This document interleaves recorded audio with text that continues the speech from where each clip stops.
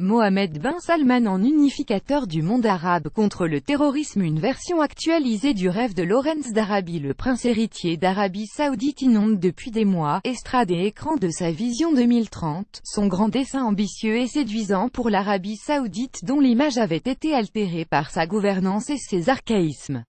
L'Arabie Saoudite devrait absorber, grâce à ce plan mijoté depuis des années, le choc de modernité, il faut le lui souhaiter, réussir sa mutation.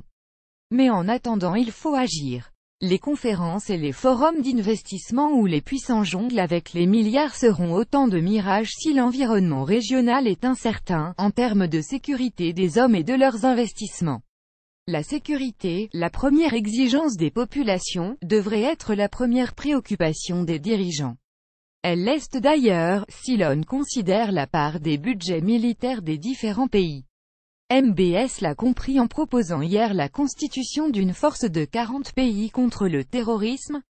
Cette initiative est vraiment la bienvenue même si elle est la seconde du genre. Elle atteste d'une volonté entre des pays aux économies et aux problématiques hétérogènes.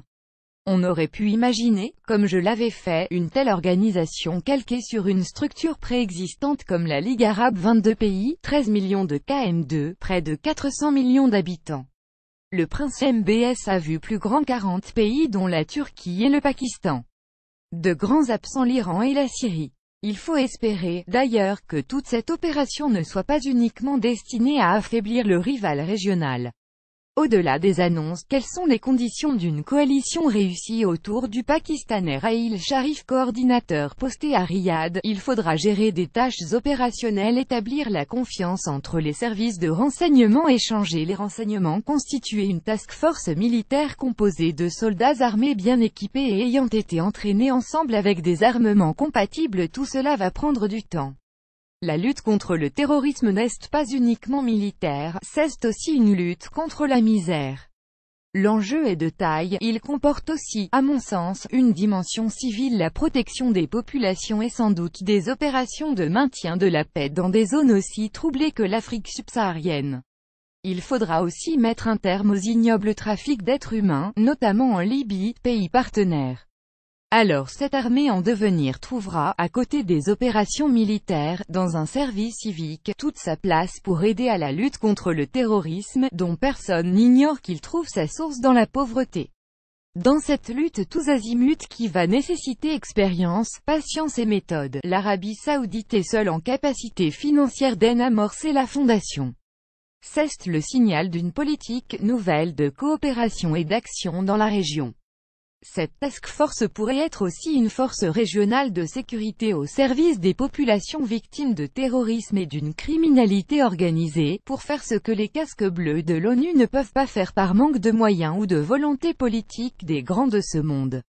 Et l'on se prend à imaginer que la lutte contre le terrorisme va enfin passer par la lutte contre la pauvreté et qu'outre un fonds dédié à la lutte armée contre le terrorisme, se dessineront des actions fléchées vers les populations meurtries, victimes oubliées du jeu de go des puissances ou impuissance mondiale.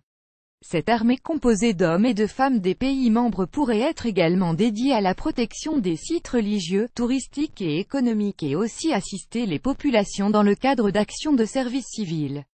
L'armée auprès des civils dans les actions de reconstruction ou d'assistance a ainsi mené des opérations remarquables dans différents pays. Une force en capacité d'aider à mieux répartir l'eau par exemple. Un sujet vital pour une partie des pays membres de cette coalition. Elle serait une marque forte de la volonté des pays de la région de lutter ensemble contre ces fléaux apatrides et contagieux. Elle serait la preuve d'une maturité politique et d'une organisation solidaire souveraine, celle dont rêvait Lawrence d'Arabie. Cette force serait aussi un soutien et le chaînon manquant des politiques européennes de voisinage, notamment en matière d'immigration et de lutte contre les trafics d'êtres humains.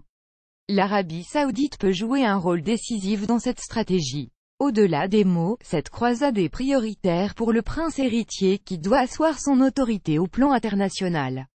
Cette initiative était indispensable et elle arrive, hasard du calendrier, le lendemain de l'ignoble attentat contre une mosquée égyptienne du Sinaï. La France doit affirmer son soutien à cette croisade, elle y a toute sa place pour coopérer à tous les niveaux. MBS s'est engagé pleinement dans cette croisade, il est condamné à réussir, pour lui et pour nous.